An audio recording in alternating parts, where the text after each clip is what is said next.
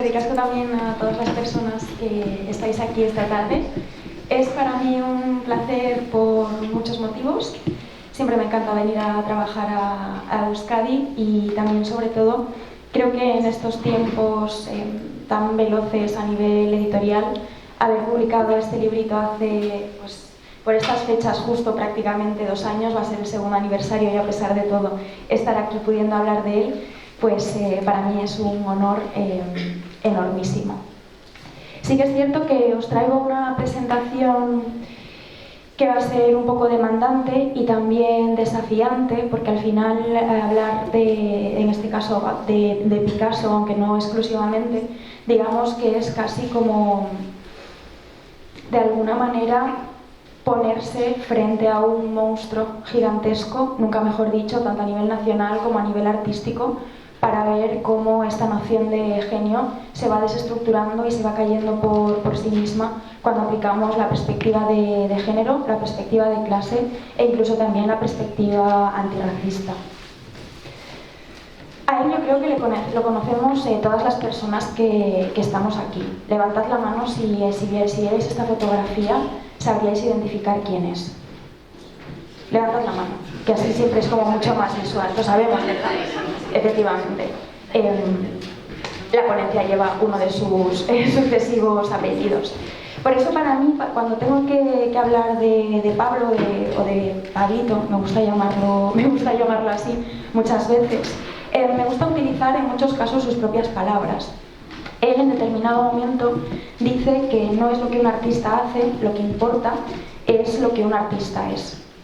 En tiempos en los cuales una de las primeras oposiciones para la metodología revisionista de la perspectiva de género, aplicada a todas las disciplinas, pero en concreto aplicada a la historia del arte, es esta cuestión de la falsa separación entre obra y artista, conviene siempre utilizar las palabras de estos hombres para de alguna manera explicar cómo a partir de la contemporaneidad, sobre todo a partir del siglo XIX, cuando surgen los nuevos medios de comunicación de masas, como por ejemplo los periódicos y las revistas, cuando la sociedad va progresivamente individualizándose y entonces surge este fenómeno del artista como icono, del artista como genio, del artista como superpotencia mediática, no tiene sentido y no se sostiene, pero ni a través de la historia ni a través de la documentación, esta de nuevo falsa separación entre de nuevo lo que un artista hace y lo que un artista es. En el caso de Pablo Picasso esto es especialmente interesante porque hace 2 años fueron las efemérides de su fallecimiento, se celebraron los 50 años de su fallecimiento y entonces cuando las profesionales de la historia del arte intentábamos revisitar su figura de manera pedagógica y sobre todo también de manera feminista, lo que recibíamos era este embiste de pero es que una cosa era lo que Picasso hacía como persona y otra cosa era lo que Picasso hacía como artista. Por eso cuando yo recibo un encargo, voy a pasar directamente aquí. El encargo es que tengo que escribir, si yo quiero, y por supuesto que quise, si no, no estaría aquí, escribir las biografías de 8 mujeres. Prácticamente toda la sala habéis levantado la mano cuando puse la primera fotografía. ¿Podríais hacer lo mismo con estas 8? Con las 8 no. ¿Más de 5? ¿Más de 3? Muy bien, una persona. ¿Más de 2? ¿Una? Claro, en ningún caso habéis sido más de 5 personas las que habéis levantado la mano. Por eso cuando yo recibo el encargo de escribir las biografías de estas 8 mujeres, al menos 2 de ellas no las conocía, sobre todo Eva Gué, os hablaré de ellas de manera muy somera, pero intentaré hablaros de todas ellas. Únicamente no tenía ubicadas ni a Eva Gué ni a Genevieve Laporte, con las demás sí que estaba más o menos familiarizada. Entonces, cuando yo empiezo a completar este proceso de investigación, de lo que me doy cuenta es que no conoceríamos a Pablo Picasso si no fuera por todas y cada una de ellas. Entonces se produce esta paradoja a través de la cual estamos hartísimas de verle a él, de ver sus obras, de conocer su nombre, de estudiar su legado, pero, de nuevo, paradójicamente, desconocemos a las mujeres que a través de su trabajo de cuidados invisibilizado e incluso también en muchos casos a través de su creatividad y sus ideas, convirtieron, como bien digo en el libro, a Pablo en Picasso.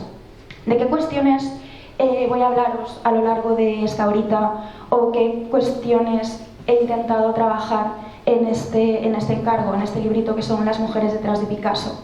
En primer lugar, como también de manera paradójica hemos aprendido y nos han enseñado a descontextualizar el contexto histórico. ¿Qué supone eso? ¿Qué consecuencias tiene no solo para el imaginario colectivo, sino también no solo para entender a las figuras masculinas por lo que fueron y a las figuras femeninas por lo que fueron también? Esta cuestión de nuevo de la separación de obra y artista, planteando si es una excusa o si es una realidad, ya os hago spoiler, es una excusa. También hablar pues de esta cuestión de la genialidad artística y la sublimación del talento. ¿Cuáles son los perfiles o cuáles son las figuras que entendemos como genios y qué es lo que les lleva a poder convertir su talento a través de esta sublimación en otra cosa que entendemos como genialidad, y cuáles son los obstáculos que esto puede suponer cuando de repente introducimos la variante del género, la variante de la clase o la variante de la etnia? También, sobre todo, para mí, la obra de Pablo Picasso es increíblemente pedagógica, porque a través de la increíble violencia, que de alguna manera es transversal a toda su producción, de alguna manera podemos educar de manera feminista a todas y cada una de las personas que se acercan a él o a su legado. También, sobre todo, porque nos sirve para hablar de la mujer como objeto pasivo en lugar de como sujeto activo, que ha sido pues una constante, sobre todo pues en la edad moderna y en la edad contemporánea. Y también pues me gusta terminar este tipo de intervenciones con una mirada quizás un poco más esperanzadora, también un poco más contemporánea, hablando de algunos ejemplos de los usos políticos del arte feminista, sobre todo de los años 70, pero también de los años 80, 90, 2000 e incluso también el 2010. Claro, aquí veis determinados nombres asociados a determinadas cifras. Fernando Lillier, 50. Olga Jojlova, 140. María Teresa Walter, 222. Dora Maar, 283. François Gillot, 183. Jacqueline Roque, 311. Todas estas cifras suman un total de 1189. Estas son las obras firmadas por Pablo Picasso que contienen el nombre de estas mujeres. Su nombre en el título. No son las únicas, las utilizó como modelo en muchísimas más obras. Pero por tanto aquí ya estamos introduciendo no solo esta cuestión de pues, plantearnos cuál es la relación entre el artista y la modelo, hasta qué punto los artistas existirían sin las modelos que contratan, aunque él no contrató a ninguna, porque lo que hacía era aprovecharse del trabajo de ellas y de su fuerza de trabajo. Pero aquí ya vemos que no hay una diferenciación entre las personas con las que Pablo Picasso se relacionaba en su vida personal y las personas con las que trabajaba en su vida profesional. Seguimos. De aquí la importancia del contexto. ¿Qué es esto de la cuestión del contexto? Para mí es súper importante que entendamos cómo hay ciertas estrategias que se desdoblan a través de los sesgos de género y la doble moral que llevan en muchos casos implícita. Hay una cosa que a mí me parece interesantísima, que es esta fórmula de mujeres adelantadas a su tiempo y hombres de su tiempo, para de alguna manera pues, justificar las violencias que ellos llevan a cabo y de alguna manera opacar o descontextualizar la politización y de alguna manera el activismo incluso político que muchas de estas mujeres llevaron a cabo, tanto en cuestiones relativas a los movimientos sociales como por ejemplo el socialismo, el comunismo, el anarquismo, también pues, muy vinculado a los movimientos feministas e incluso también a la lucha por los derechos civiles. Porque al final, ¿qué significa ser un hombre de su tiempo? ¿Ser un hombre misógino? ¿Ser un hombre racista? ¿Ser un hombre clasista? ¿Es que acaso todo esto ha dejado de ocurrir a día de hoy? ¿Es que acaso vivimos en mundos y en entornos que son feministas, que son anticapitalistas y que son antirracistas? No. Por tanto, ¿por qué muchas veces, de alguna manera, la estrategia mental que ponemos en juego es justificar las violencias que estos señores cometieron en su momento, como si su momento fuera diferente al nuestro? Como si nosotras y nosotros estuviésemos privadas y privados de pecado. ¿No es esto, de alguna manera, generar una falsa separación entre el pasado y el presente? Asumir que, bueno, yo siempre lo digo, ojalá la misoginia se hubiera acabado con la muerte de Pablo Picasso, pero la misoginia sigue todavía a día de hoy cada vez que decimos no vamos a hablar de estas cosas, no vamos a analizar de manera feminista su obra, primero porque lleva muerto a día de hoy 52 años y segundo porque era un hombre de su tiempo. Claro, ¿cuál es la consecuencia, por tanto, de ocultar la genealogía de los movimientos sociales? Esto ocurre a la inversa. Esto ocurre cuando de muchas de estas mujeres, en las biografías que se han escrito sobre ellas, cuando aparecen mencionadas en las biografías que se han escrito sobre él, aparecen mencionadas como mujeres adelantadas a su tiempo. Bueno, es que en el tiempo de estas mujeres, igual que en el tiempo de él, no solo existía la misoginia y el racismo y el clasismo, también existían los movimientos sociales. También existía el feminismo, existía el anticapitalismo, a través del comunismo, del socialismo o del anarquismo. Entonces nos vamos a encontrar de nuevo con esta paradoja. A él de repente lo ubicamos en su tiempo y decimos por eso no te podemos criticar, y a ellas en cambio las sacamos. Y no solo las descontextualizamos, sino que también despolitizamos toda esta corriente y toda esta vertiente de mujeres y hombres que estaban peleando desde sus contextos históricos por la igualdad, del mismo modo que estamos haciendo nosotras a día de hoy. ¿Qué pasaría si dentro de 50 años surgen pues todos los asesinatos machistas que tienen lugar a día de hoy, todas de alguna manera, todos los titulares, todos los testimonios absolutamente misóginos que vemos en redes sociales, que vemos en las noticias, que vemos en los periódicos, y de repente nuestro momento histórico queda eximido porque claro, eran otros tiempos? Pues esto es exactamente lo mismo. Claro, de nuevo la última pregunta: ¿hasta qué punto nuestro tiempo es distinto? ¿Hasta qué punto, cuando generamos esta ficción de distancia cronológica, y no solo distancia cronológica, sino también política e ideológica, estamos siendo conscientes de lo que estamos diciendo y sobre todo si lo estamos basando en un hecho real o en un prejuicio ideológico? Por eso yo creo que no hay nada mejor que el pasado para rebatir los prejuicios sobre el pasado. Por eso siempre traigo esta revista que se llama pues, la revista de Mujeres Libres, que fue una revista que estuvo en circulación entre 1936 y 1938, a través de 13 números publicados. El carácter de esta revista era un carácter anarcosindicalista que contaba con más de 30.000 afiliadas.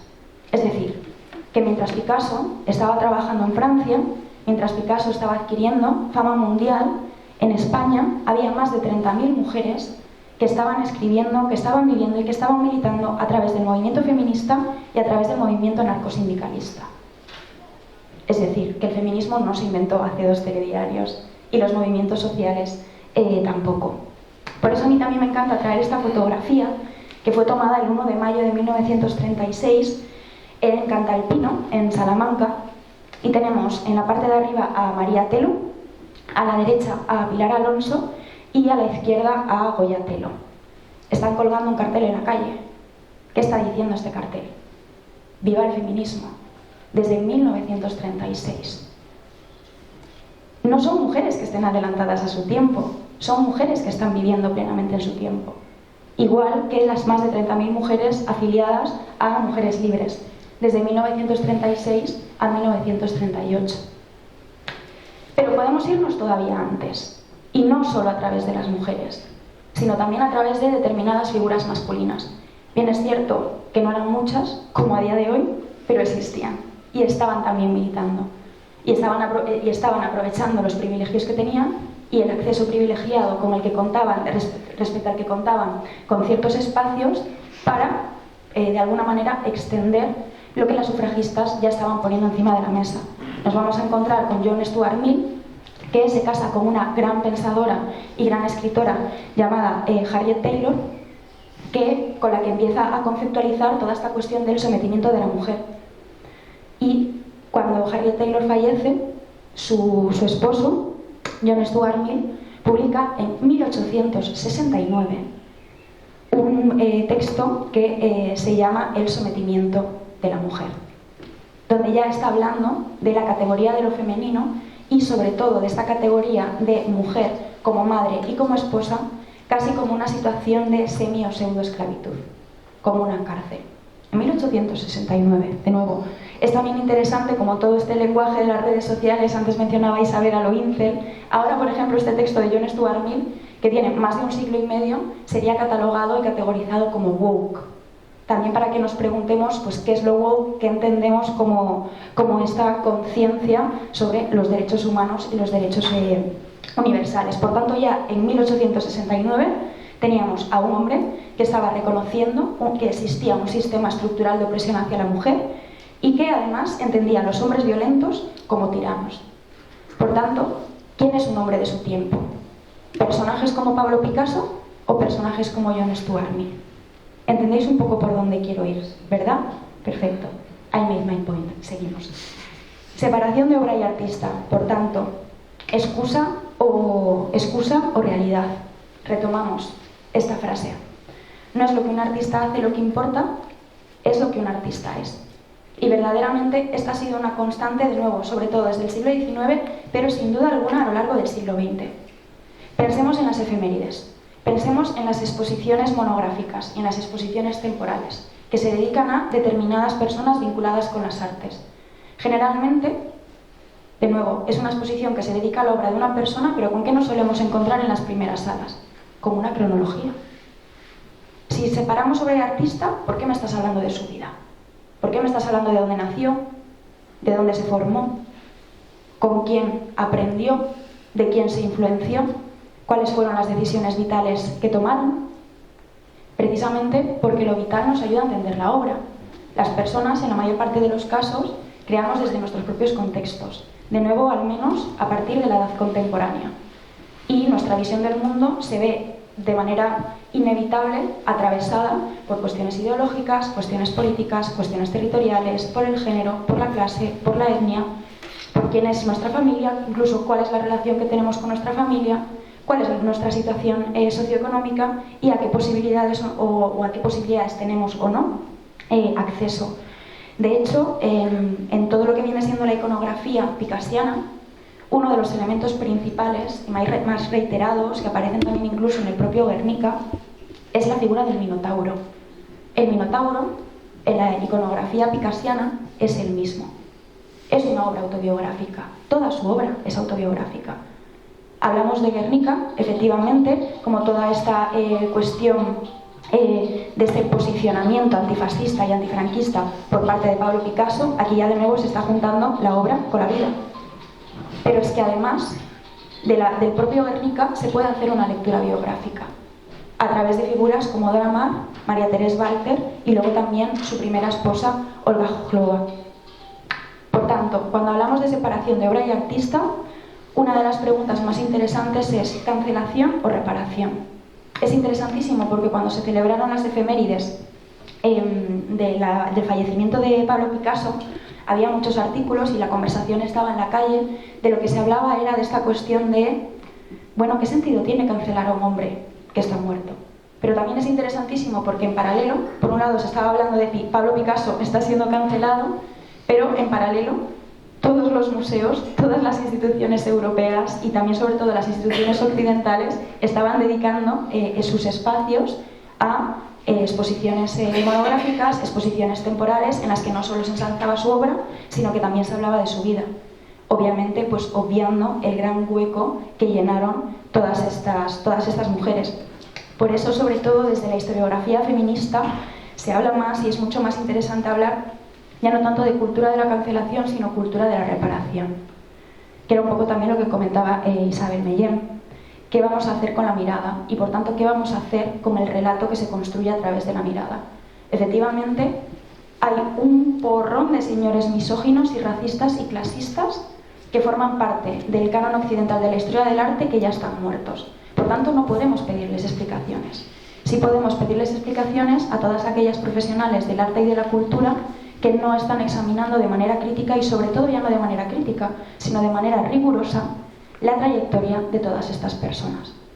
No podemos exigirle a Pablo Picasso que fuera feminista, o que no fuera racista, o que no fuera clasista, pero sí que podemos exigirse a las profesionales a día de hoy, que de manera reiterada no solo están saltando por encima de estos huecos y por tanto omitiéndolos, sino incluso teniendo el atrevimiento de negar que estos huecos siquiera existen. Por tanto, aquí está la pregunta: ¿quién tiene acceso a la dignidad? ¿Los agresores o las víctimas? ¿A quién queremos proteger? ¿De qué nos queremos proteger exactamente? ¿Qué es lo peor que puede pasarnos si hablamos de Pablo Picasso como uno de los pintores más misóginos del Estado español. Aparte de como uno de los pintores más prolíficos del mundo. Se nos va a caer el cielo, nos va a partir un rayo, nada de esto. Simplemente nos vamos a estar acercando al pasado, no a través del juicio, sino de nuevo a través del rigor. Vamos a decir, ¿esto qué es? Una botella, ¿verdad? Entonces, ¿por qué vamos a decir? Es que decir que es una botella queda un poco mal. Vamos a decir que es un recipiente que nos mantiene con vida. Un recipiente en cuyo interior hay algo que nos mantiene con vida, mejor dicho. Pues con esto ocurre exactamente lo mismo. Por tanto, para mí la pregunta es, ¿hacemos estas cosas por una cuestión de profesionalidad o por una cuestión de ego? ¿Estamos protegiendo nuestra profesión o estamos protegiendo el ego de personas que al fin y al cabo son solo personas? Decimos, bueno, voy a proteger, vamos a proteger a Gauguin, vamos a proteger a Balthus, vamos a proteger a Pablo Picasso, pero al mismo tiempo estamos diciendo que lo que nos importa es su obra, no él. Entonces, ¿por qué tanto interés en opacar estas cuestiones? Otra pregunta es, ¿sabe el mercado del arte separar? Desde luego que no, en ningún momento. El mercado entiende sobre todo de trayectoria, no de obras. Por tanto, cuanto más importante se considere que sea la trayectoria de un artista, más cotizadas van a estar sus obras. De ahí también que aquí además siempre pongo el ejemplo de hace unos años en una subasta madrileña aparece un supuesto Ecce Homo. Sabemos que viene de Italia, de alguna escuela italiana, pero no se tiene en realidad ni idea de quién lo firma, y entonces sale a subasta por un valor de 1.000 euros. De repente salta la liebre, salta el chivatazo, se paraliza absolutamente todo. Esa obra es inmediatamente declarada bien de interés cultural para que no salga de España, porque se piensa que no solo es de una escuela italiana, sino que o bien pertenece al taller de Caravaggio o es una obra realizada por Caravaggio. Y aquí ya no se habla de una obra realizada por Caravaggio, se habla de un Caravaggio, un Goya, un Picasso, un Velázquez. Pero de nuevo, por lo que sea, seguimos pensando que no separamos sobre el artista. ¿Por qué se paraliza la compra y salida de esta obra del territorio español? Porque la obra termina vendiéndose por más de 1 millón de euros. Por tanto, el mercado del arte no se para. La obra era exactamente la misma. Estaba realizada con los mismos materiales, la misma técnica. La obra no se transforma maravillosamente en otra cosa. Lo único que cambia es la atribución. Pero como la historia del arte es sobre todo, ya no tanto una historia de talento, sino una historia del nombre, una historia nominal, en función del nombre que se asocie con determinada obra, se va a pagar más o menos por ella. ¿Sabe la historiografía del arte separar?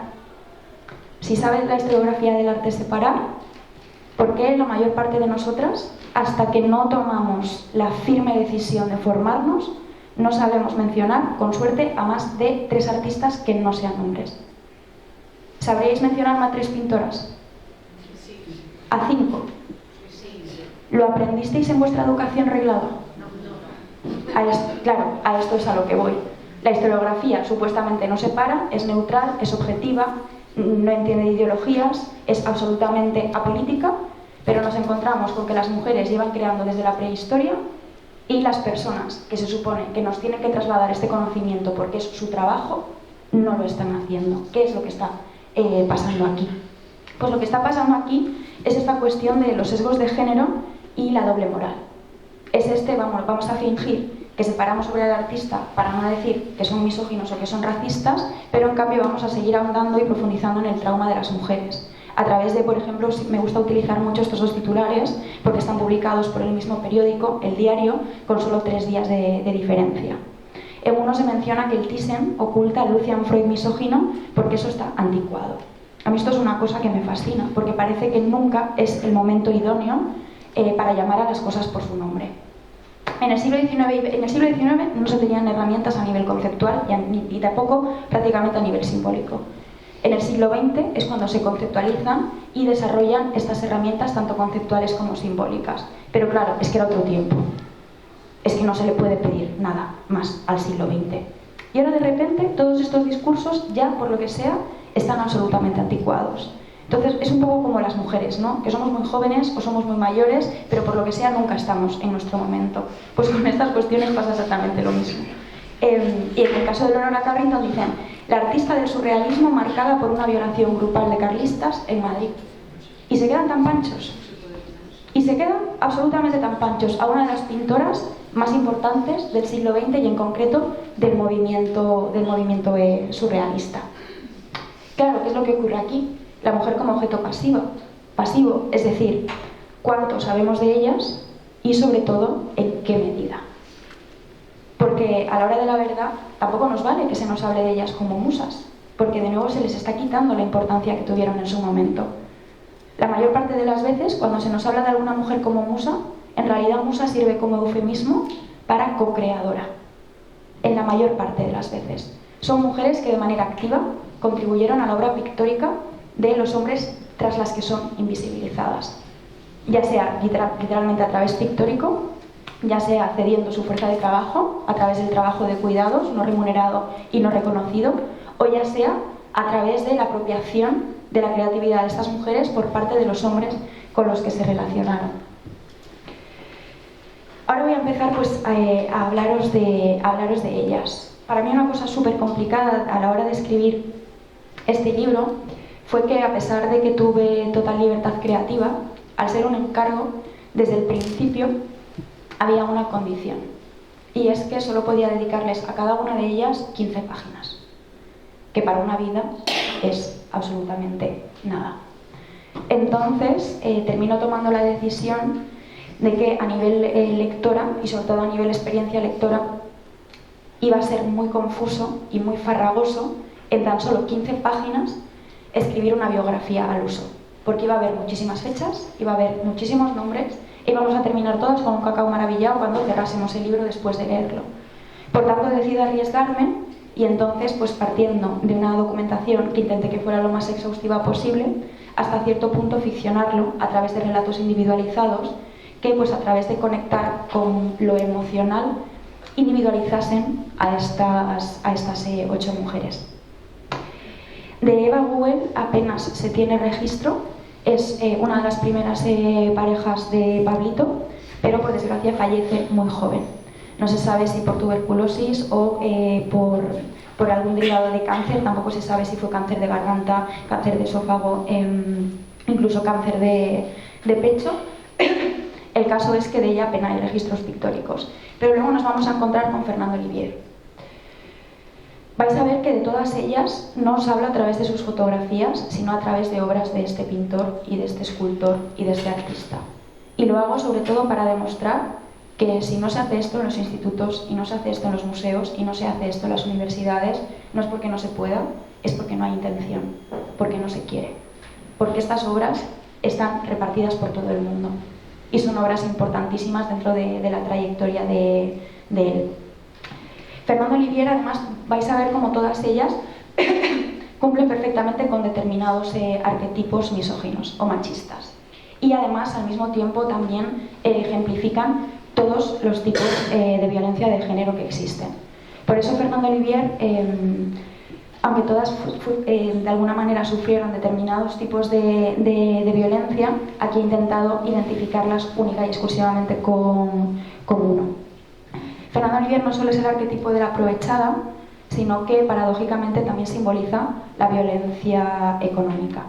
Esto es algo que, entre muchas otras teóricas, desarrolla Silvia Federici, no solo en Caliban y la bruja, sino también en otros de sus textos, hablando sobre capitalismo, acumulación y opresión de las mujeres. Vamos a ver cómo en realidad una de las cosas que hace el sistema capitalista al aliarse con el sistema patriarcal es no solo generar la falsa noción de que las mujeres pertenecemos al hogar, cuando lo cierto es que las mujeres trabajadoras hemos trabajado desde siempre, sino que al mismo tiempo ha hecho que a nivel conceptual entendamos que todo lo que hace una mujer dentro del espacio doméstico es un no trabajo. Son labores, lo hace por amor, lo hace porque quiere, lo hace porque está naturalmente predispuesta a ello. Cuando eso es trabajo, pero de nuevo es un trabajo que no se remunera, es un trabajo que no se reconoce, pero que paradójicamente sostiene todo el trabajo que sí está remunerado y que sí está reconocido. Fernando Olivier vive entre 1881 y 1966, están juntas 8 años y las dos, tanto Pablo como ella, tienen 23 años cuando se conocen. Fernando Olivier era una mujer trabajadora, trabajaba como modelo de artistas. Y en el momento en el que conoce a Pablo Picasso, lo que ocurre es que él empieza a encerrarla con llave en el piso que comparten, en el famosísimo Bateau Lavoir, para que ella no pueda vender su fuerza de trabajo, y menos a través del cuerpo. Por tanto, empieza a ejercer una violencia económica tal que cuando Fernando Olivier termina su relación con Pablo Picasso, ya de nuevo es esta cuestión de pasó de ser demasiado joven a ser demasiado mayor, y por tanto no fue capaz de vender su fuerza de trabajo como lo hacía con anterioridad. Y entonces se vio sometida a una precariedad que la atravesaría pues, hasta que ella se muriera. Y es con quien Pablo Picasso empieza a experimentar con los lenguajes cubistas, que al mismo tiempo están estrechamente vinculados con los lenguajes tanto de África como de Oceanía, que se estaban viendo en todos los museos etnográficos de París y de Europa como consecuencia del constante expolio tanto del Imperio Británico como del Imperio Español como del Imperio Francés en estos espacios. Así que del mismo modo que Picasso no existiría sin estas mujeres, Picasso no existiría sin todos estos lenguajes que consideramos no solo como exóticos, sino como extranjeros y absolutamente ajenos a nosotras y a nuestra cultura. Olga Khokhlova es el ejemplo perfecto de la violencia física. Y ya no solo eso, sino que es también el ejemplo perfecto de este arquetipo de la castradora. De esta mujer que como esposa, al exigir derechos, respeto y dignidad, unas cosas, como vemos, absolutamente impensables e injustas, se convierte en esta presencia castradora. Castradora porque le dice a Pablo Picasso: yo estoy cumpliendo mis deberes como esposa, me he casado contigo, te he dado un hijo, estoy prácticamente encerrada en casa. Por culpa de una lesión, Olga Khokhlova era bailarina, por culpa de una lesión no puede volver a bailar, pero también es interesante entender que probablemente Pablo Picasso no lo hubiera dejado bailar. Si a Fernando Olivier no la deja posar, ¿cómo va a dejar a su esposa bailar? Y ya no solo eso, sino también que no podemos perder de vista que los hombres tenían derecho legítimo a ser los tutores, de hecho eran los tutores de sus esposas. Por tanto, si tu marido te decía no viajas, tú no viajas. Si tu marido te decía no sales de casa, tú no salías de casa. Si tu marido te decía tú no pintas, tú no pintabas. Porque tenía la ley en la mano para decirte tú eres mi propiedad, esto no puedes hacerlo. En el momento en el que Olga Khokhlova empieza a exigir derechos, empieza a exigir respeto, Pablo Picasso pasa de representarla de esta manera, a través pues, de este clasicismo y naturalismo, a representarla de esta manera, muy en relación con los presupuestos misóginos del movimiento surrealista respecto a las mujeres, como este monstruo femenino, ¿no? Este monstruo sobre sofá rojo. El matrimonio dura 18 años, que es en realidad el tiempo que tarda, por desgracia, Olga Khokhlova en fallecer, es decir, efectivamente, hasta que la muerte nos separe, a pesar de que habían intentado divorciarse. Y en el momento en el que se pone encima de la mesa esta cuestión del divorcio, se estaba en paralelo realizando el primer catálogo crítico y razonado de toda la obra de Pablo Picasso hasta ese momento, y él lo paraliza.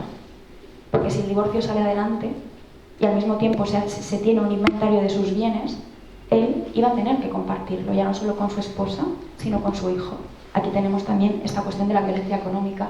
Pablo Picasso, antes de conocer a Olga Khokhlova, era un muerto de hambre, como la mayor parte de artistas del París de esta época. Pero Olga Khokhlova estaba muy cerca de la aristocracia rusa. Por tanto, en el momento en el que se casa con ella, Pablo Picasso no solo asciende a nivel social, sino también a nivel económico, y pasa a gestionar los bienes de esta señora. Entonces pasa de vivir en un cuchitril que se incendiaba cada 2x3 y que se caía a pedazos, a poder comprarse una buena casa burguesa de 2 plantas, contando con un taller. O sea, con una planta solo para su taller, a costa de esta señora. Tienen 26 años cuando se conocen, y aquí ya empezamos a ver otra dinámica, que es una dinámica de poder que engendra también muchísima violencia, que es la diferencia de edad. Él es en realidad, en la introducción, así para intentar ser pues, un poco jocosa, porque como veis no es un libro sencillo, no es un libro divertido, no es un libro feliz, es un libro que explora continuamente el trauma y por desgracia también la violencia, pero intentando al mismo tiempo también ser pedagógico. Digo que Pablo Picasso es para el siglo XX lo que Leonardo DiCaprio es para nuestro siglo XXI. Es decir, cuanto mayor se hace él, menores son las mujeres con las que se relaciona. Y de ahí también pues toda esta cuestión de del mismo modo que nosotras podemos celebrar que pasamos los 25 años, tipo Leonardo DiCaprio ya no se fijaría en nosotras, pues todas las mujeres del siglo XX podrían haber hecho exactamente lo mismo con este señor. Y entonces pues llega un determinado momento en el que él dice, cada vez que cambio de esposa tengo que quemar a la última. De esa manera me desembarazaré de todas ellas, no estarán a mi alrededor para complicarme la existencia. Puede que eso me devuelva a la juventud también. Al matar a la mujer se borra todo el pasado que ella representa. Esto es lo menos misógino que este señor soltó por la boca. Y además que lo soltaba, sobre todo, no podemos perder de vista que esto él no lo soltaba siendo un don nadie.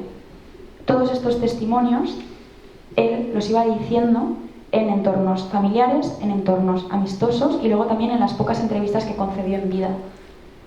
Porque él lo que hacía era tratar constantemente de controlar el relato y el discurso que se establecía sobre él.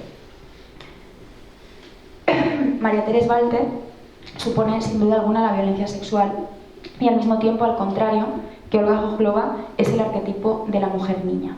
Si Olga Khokhlova es para el movimiento surrealista la mujer monstruo, María Teresa Walter es la otra cara de la moneda.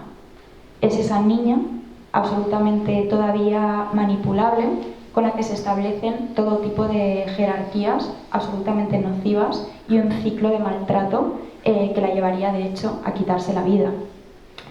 Vive entre 1909 y 1977, mantienen una relación a lo largo de una década, 10 años, ella tiene 17 años cuando se conocen y él 46.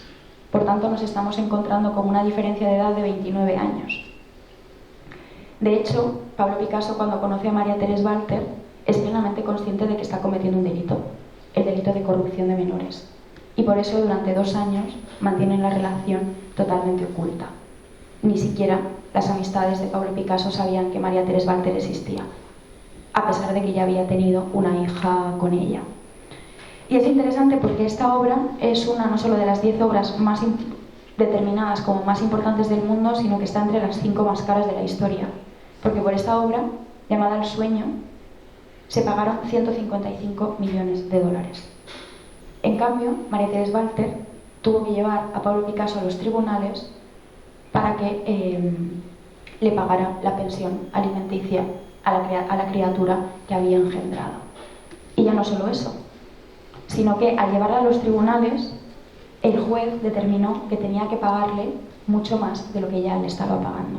Porque además de un gran artista, era desde luego también millonario, pero sobre todo era un auténtico rata. Las cosas como son. El caso de Dora Maar, violencia psicológica, es el arquetipo de la loca. Dora Maar, en la obra de Picasso, es la mujer que llora. Pero nunca se nos explica por qué llora Dora Maar. De repente se nos dice que, bueno, pues que la señora tenía una crisis nerviosa, que es el eufemismo básicamente que se utiliza para no explicar cómo la opresión patriarcal, entre otras opresiones, atraviesa totalmente la salud mental de las mujeres. Porque por lo que sea, ¿conocéis algún gran nombre de estos que en sus biografías aparezcan como tuvo una crisis nerviosa? O sea, ellos pueden pegarle un puñetazo a la pared, ponerse a pegar gritos, como Pablo Picasso, como Olga Khokhlova, agarrarla del pelo y arrastrarla por casa, pero eso no es una crisis nerviosa. Él está perfectamente en sus cabales. Él es un hombre de los pies a la cabeza. En cambio, una mujer reacciona a esa violencia, reacciona a ese trauma y de repente, estás loca, has tenido una crisis nerviosa, te vamos a encerrar. Que es lo que ocurre con Dora Maar, que fue una de las fotógrafas surrealistas más importantes y también más conocidas, mucho más que Man Ray, mucho más que Brassai y mucho más que Henri Cartier-Bresson. Vive entre 1907 y 1997, están 9 años juntas, ella tiene 29 años cuando se conocen y Picasso tiene 55. Por tanto ya vemos que la diferencia de edad a partir de aquí no baja, se va aumentando. ¿Por qué Dora Maar es la mujer que llora? Pues en primer lugar, Dora Maar es la mujer que llora porque era una persona muy comprometida a nivel político.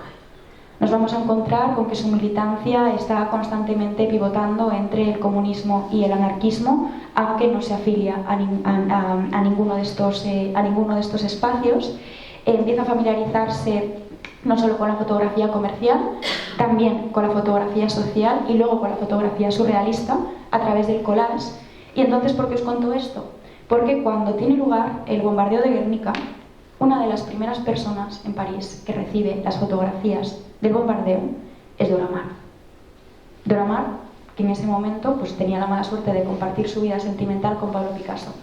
Pablo Picasso, en paralelo, había recibido ya hace tiempo un encargo de la República Española para el pabellón de la República en la exposición de París.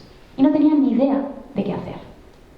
Faltaba un mes para que tuviera que entregar la obra y la obra todavía no estaba realizada. ¿Qué hace Dora Maar? Ponerle delante las fotografías y decirle, en tu país está pasando esto. Tienes que decir algo como artista, porque como artista no solo eres un hombre al que el mundo está escuchando. Tu obra habla de ti, tu obra envía mensajes ideológicos, tu obra envía mensajes políticos, y el mensaje político que tienes que enviar es antifascista y es antifranquista. Y Pablo Picasso dice, bueno, pues no es mala idea. Y aquí surge el Guernica. Así de sencillo. Y de hecho, conocemos cuál es el proceso pictórico del Guernica porque Dora Maar lo estaba fotografiando. Cada vez que veáis una fotografía de Pablo Picasso trabajando en el Guernica, ella era la que estaba haciendo la fotografía. Y se cree que el Guernica está en blanco y negro precisamente porque las fotos de Dora Maar estaban en blanco y negro. Entonces era una manera de anticiparse en el proceso creativo. ¿Cuántas de las personas que estamos aquí conocemos el Guernica? Venga, todas. Hombre, y además aquí, es que solo falta una. ¿Cuántas sabíais que Dora Maar está detrás del proceso creativo del Guernica? Pues de nuevo, menos de 10. Para que veamos un poco que la historiografía no es neutral, que el conocimiento que tenemos sobre estas cuestiones no es neutral y que no hay nada parecido a la separación de obra y artista. Porque si la hubiera, al mismo tiempo que conocemos a Picasso y conocemos el Guernica, conoceríamos a Dora Maar y su propia trayectoria como artista. Termina psiquiatrizada en contra de su voluntad porque, escucha a su madre morir al otro lado del teléfono, ve cómo el proyecto político al que ha dedicado toda su vida fracasa y además está conviviendo con un maltratador, que la violenta día sí y día también. Entonces, claro, la pregunta es, ¿cómo no va Dora Maar a llorar? Pero la pregunta también es, ¿por qué reducimos sus lágrimas a una crisis nerviosa cuando se puede hacer un análisis político, ideológico, histórico y además feminista? Dora, para mí, decía, siempre será la mujer que llora. Y es importante, ya que las mujeres son máquinas de sufrir. Durante años la pinté de formas torturadas, no por sadismo ni porque me diera placer, como es esto de excusatio non petita, accusatio manifesta. Solo podía seguir la visión que se me imponía. Esa era la profunda realidad de Dora. Esa era la profunda realidad de Pablo Picasso respecto a las mujeres con las que se relacionaba. La realidad de Dora era muchísimo más compleja y muchísimo más profunda. Luego nos encontramos con François Gillot. François Gillot ejemplifica la violencia vicaria y además es el arquetipo de la malvada, porque muchas veces se la conoce no como una artista multidisciplinar, no como una artista que recibe la máxima condecoración en Francia, que es la Legión de Honor, sino que se la conoce como la mujer que dijo que no. La mujer que después de 10 años de relación, 10 años de maltrato, le dice que no a Picasso. Y no, hay una cosa que a mí me llama mucho la atención en estas cuestiones, que es que cuando las mujeres dicen hasta aquí y se separan de los hombres que las violentan, se dice que los abandonan. Y aquí ya se está reconociendo esta doble cuestión de la esposa como madre. ¿Cómo vas a dejar a tu hijo? Aunque no sea tu hijo y aunque sea un marido que te violenta. Pero casi nunca, ellos se separan, nosotras abandonamos. También para que tengamos como estas cosas en cuenta cuando nos enfrentemos a algunas biografías y a algunos artículos. Ella tiene 22 años cuando se conocen y él tiene 62. Hay 40 años de diferencia. Y François Gillot a mí me sirve también para hablar de esta cuestión de la genialidad artística y de la sublimación del talento y de quienes pueden sublimar su talento. Porque la rutina de François Gillot, los 10 años que convive con Picasso, ella era poeta, era dibujanta, era pintora. Pero los 10 años de relación con Picasso, la rutina de François Gillot es encender la calefacción de la Galois, que era la casa en la que vivían Pablo Picasso, François Gillot, Claude y Paloma, sus 2 hijas. Después iba en bicicleta al estudio de él, limpiaba la ceniza del día anterior y lo calentaba. Después examinaba el correo diario y si había que responderlo, lo respondía. Volvía a casa para vestir, lavar y preparar a Claude y Paloma. Se acercaba a la alfarería para recibir instrucciones, si había que hacer el envío de alguna obra, si había que preparar alguna exposición, si iba a venir alguien a entrevistar a Pablo Picasso, si había alguna fotografía que hacer, es decir, todas estas cuestiones burocráticas. Después despertaba a Pablo. Él estaba dormido a lo largo de todo este tiempo. Y entonces le llevaba al estudio y le ayudaba con su trabajo. Le llevaba al estudio en coche, porque Pablo Picasso tenía un chofer que no dejaba que utilizaran las mujeres con las que convivía, y en concreto que no dejaba que utilizara François Gillot, porque ella iba en bicicleta, pero él iba en coche.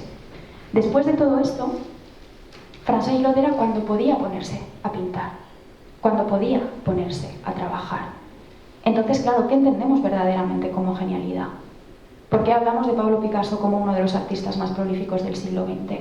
¿Porque era una superpotencia o porque de manera reiterada estaba de alguna manera derivando sus necesidades primarias y sus necesidades básicas en terceras personas, que eran o bien las mujeres con las que compartía su vida o bien mujeres de clase trabajadora que estaban contratadas?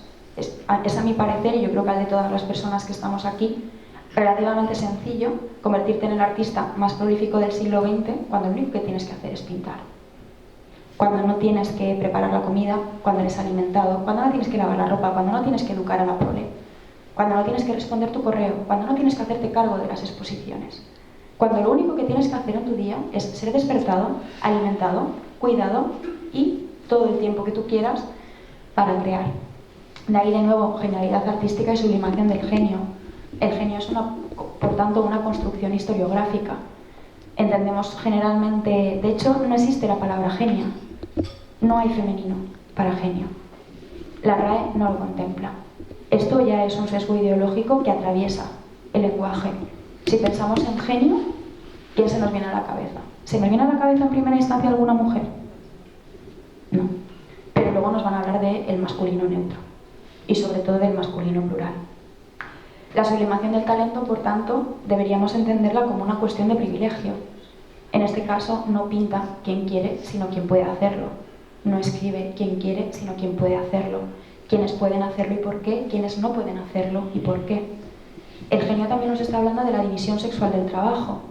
¿Cuál es el tiempo no comprometido del que han gozado los hombres a lo largo de la historia del patriarcado y cuál es el tiempo no comprometido con el que hemos contado las mujeres a lo largo de la historia del patriarcado? Por tanto, lo que entendemos es que durante gran parte de la historia, sobre todo de la historia contemporánea, mientras el genio pinta, la genia lo que está haciendo es cuidar.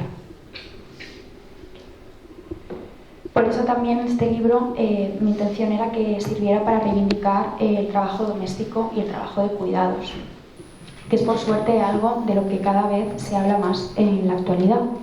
Y es que en 2022 se estableció que los cuidados y las ocupaciones domésticas alcanzarían una valoración de algo más de 480.000 millones de euros. Al mismo tiempo, el trabajo doméstico y de cuidados equivale al 40% del PIB nacional y el 9% del PIB global. Para ponerlo un poco en relación, la actividad turística, esa que nos dicen constantemente que España vive del turismo, equivale al 8% del Producto Interior Bruto. Repito, el trabajo doméstico y de cuidados equivale al 40% del Producto Interior Bruto. Y la industria cultural, que es en la que yo participo y para la que yo trabajo, equivale solo al 2,4% del Producto Interior Bruto. Por tanto, cuando se nos dice que España vive del turismo, lo que deberíamos decir es que España vive del trabajo no remunerado de las mujeres, que el mundo vive del trabajo no remunerado y no reconocido de las mujeres. Vamos a preguntarnos cuántos genios ha sostenido y sigue sosteniendo el trabajo no remunerado y no reconocido de las mujeres. Y vamos a preguntarnos entonces si verdaderamente podemos entenderlos, legitimarlos y difundirlos como genios. O simplemente como sujetos privilegiados en un entorno, pues de nuevo, y valga la redundancia, que también privilegia continuamente su trabajo y sobre todo el tiempo disponible que tienen para él. La penúltima de ellas es Jacqueline Roque, que simboliza de alguna manera esta cuestión del síndrome de Estocolmo, ¿no? De cómo pues, mujeres que se ven inmersas en sucesivos ciclos de violencia terminan de alguna manera asimilando o amando a la persona que las está destruyendo. Al mismo tiempo cumple con el arquetipo de la posesiva. Es una mujer que conoce a Pablo Picasso cuando tiene 26 años y él tenía 72, es decir, la cosa que iba peor. Ya menos mal que él se murió 3 años después, porque entonces este señor hubiera seguido y hubiera seguido y hubiera seguido y hubiera seguido. Aquí también lo interesante que es empezar también a hablar de la cultura de la pedofilia y la cultura de la pederastia. Qué curioso que las mujeres de 80 años, yo por lo que sea, es que no las veo con yogurines de 22. No, por lo que sea. Yo, por ejemplo, que tengo 29 años, a mí es que un chavalín de 18, bueno, los chavalines ya no me interesan porque soy lesbiana, eso para empezar, pero una mujer de 18 o 19 años, pues por lo que sea no lo veo. Y tampoco me suelen parecer como, uy, qué madura eres para tu edad, estas cosas, ¿no? Bueno, por lo que sea, por lo que sea. ¿Cuál es el problema de Jacqueline Roque? Que bueno, que le cuida cuando es ya un señor muy mayor.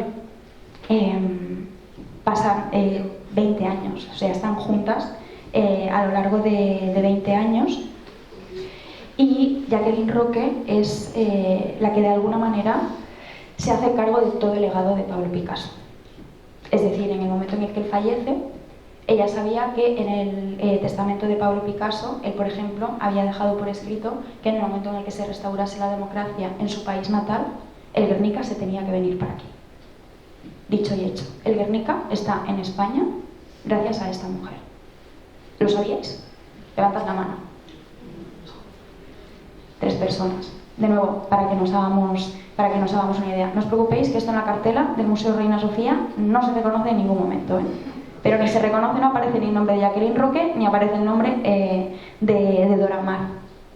Jacqueline Roque al final termina envuelta en toda una serie de adicciones muy vinculadas con el alcohol y muy vinculadas con los barbitúricos, porque son las dos sustancias que, por un lado, le ayudan a sobrellevar la quemazón absoluta y la sobrecarga laboral de estar haciéndose cargo de una persona octogenaria, de estar haciéndose cargo al mismo tiempo de esta cuestión del genio. Ella se hacía cargo del genio, ella respondía a las llamadas, respondía y gestionaba la correspondencia, recibía las visitas, y Pablo Picasso de alguna manera se escudaba detrás de ella. Entonces, como Pablo Picasso tenía un pánico increíble a la muerte y lo único que quería hacer era pintar porque él pensaba que la muerte no le iba a pillar pintando, le decía a Jacqueline Roque: si llaman, di que no estoy, si llaman, di que no puedo. Cuando venga una visita, necesito que mantengas escrupuloso silencio. No quiero ni siquiera que conozcan tu voz. El arquetipo de la posesiva. Uy, qué mala Jacqueline Roque, que lo tiene secuestrado. Si hasta apareció la policía en la casa en la que vivía. A ver si Pablito Picasso estaba bien. Y yo pregunto, ¿no podía la policía preguntar si estaba bien Jacqueline Roque? Y Dora Maar, y Genevieve Laporte, y Olga Jojlova. Y ahora, vamos, para terminar un poco bien y que no sea pues toda esta tralla, yo entiendo, de violencia y de trauma. Para mí es también súper interesante ver que no solo se pueden hacer y se deben hacer análisis feministas de la obra de los hombres, sino también al mismo tiempo promover la obra de las mujeres, sobre todo de las obras feministas de artistas que estuvieron trabajando entre los años 70 y la actualidad. También un poco para que veamos que aquellas conversaciones que generalmente no queremos o no solemos tener con la obra de ellos, se pueden tener a través de la obra de ellas, pero por lo que sea, a nivel imaginario colectivo no ocurre ninguna de las dos cosas, ¿no? O sea, ni análisis feministas de la obra de los hombres, ni al mismo tiempo se promueven las obras feministas de las artistas. Por eso os traigo esta especie no fue como tal una performance, digamos que es como un vídeo que después también se convierte en una serie de fotografías que esta artista cubana, pero asentada en Estados Unidos, Ana Mendieta, realiza en colaboración con su hermana en 1973. porque Ana Mendieta vivía en este bajo, y entonces lo que hace es ella desde dentro y su hermana estando escondida en un coche justo en la acera con una cámara, lo que hace es grabar lo que ocurre en ese espacio público. Y lo que ocurre en ese espacio público es que Ana Mendieta desde dentro va vertiendo sangre de animal y también vísceras que se van colando por debajo de la puerta y van manchando el espacio público. En una metáfora tan preciosa como visceral de que en realidad lo que ocurre en un interior doméstico nunca tiene que ver exclusivamente con ese interior doméstico. No hay nada parecido a esta diferenciación entre el ámbito doméstico y el ámbito público cuando estamos hablando de violencia.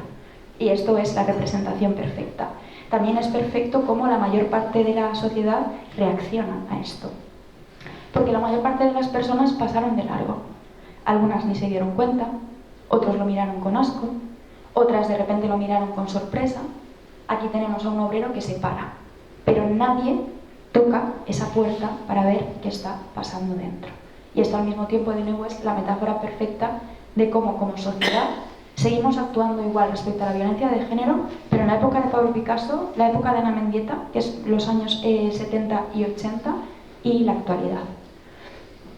Por eso también Alejandra Glez, otra artista cubana, pero de la actualidad, en 2020 genera esta pequeñita instalación escultórica que se llama No, no, no. Porque Ana Mendieta, a la edad de 36 años, es arrojada por su pareja de un piso número 34. Y su pareja se llama Calandre y por suerte murió hace 2 años. Mala hierba nunca muere, entonces tardó muchísimo en morir por lo que sea, pero bueno, finalmente se murió. Pero se murió siendo uno de los escultores más cotizados del mundo. De hecho, en el juicio, por ejemplo, una de las pruebas que no se presentó es algo que descubrió la hermana de Ana Mendieta cuando visita el espacio en el que vivía con Calandre, y es que Calandre, a pesar de que cuando llega la policía tiene signos de forcejeo y está arañado, él dice, no, ella enloqueció, porque como soy mejor que ella, se tiró por la ventana. Esto es literalmente lo que le dice Calandre a la policía. Pero cuando la hermana llega al espacio, se da cuenta de que Ana Mendieta era súper bajita. Creo que medía 1,50 o una cosa así. Y entonces la ventana por la que ella se tira, supuestamente, ella no podía haberse tirado por esa ventana cogiendo impulso con sus manos, pero es que no había ningún taburete ni silla al lado.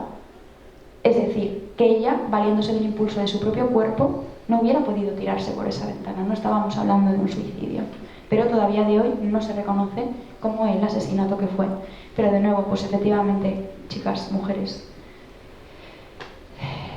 le denunciamos a un hombre y le jodemos la vida, porque efectivamente una denuncia le jode la vida a un hombre.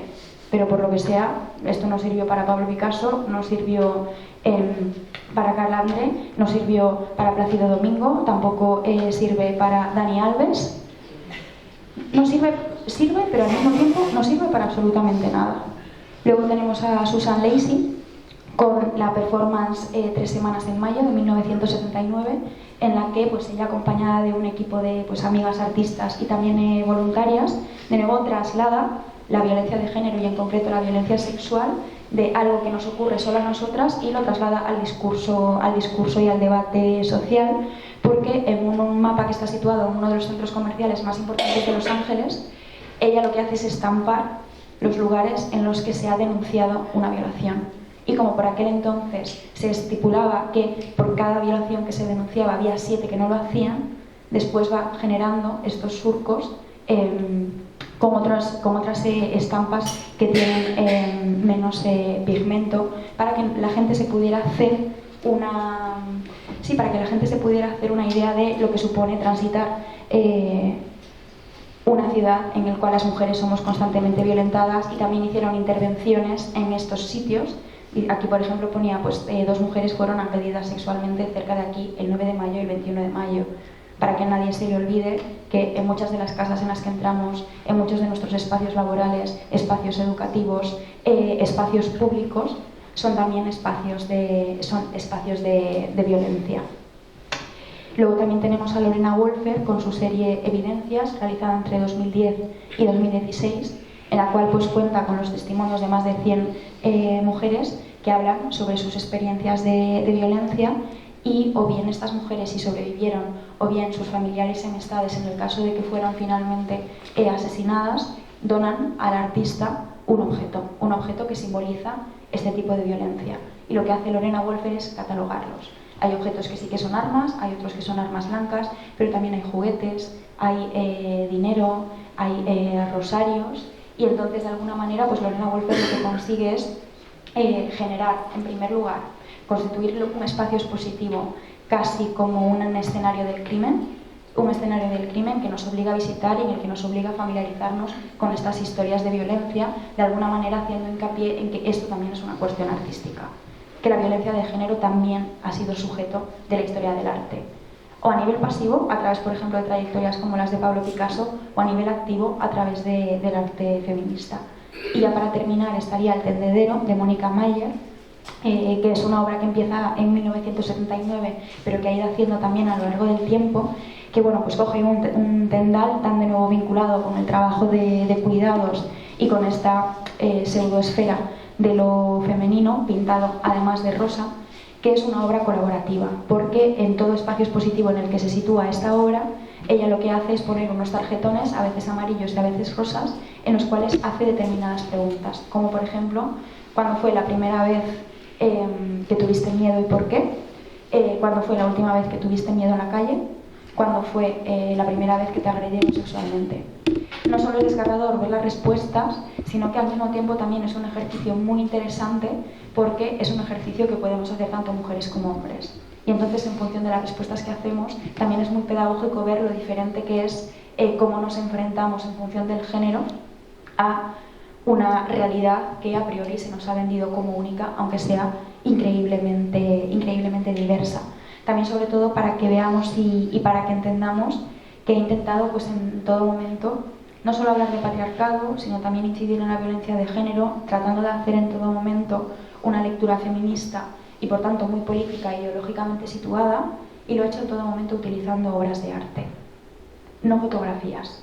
No he hablado solo de artistas como personas, sino que lo he hecho de nuevo en todo momento utilizando su trayectoria como vehículo para hablar de estas cuestiones, precisamente para transmitir que no solo es algo que se pueda hacer, sino que creo que todas debemos hacer, tanto como profesionales de la cultura como espectadoras de la misma. Así que, dicho esto, muchas gracias.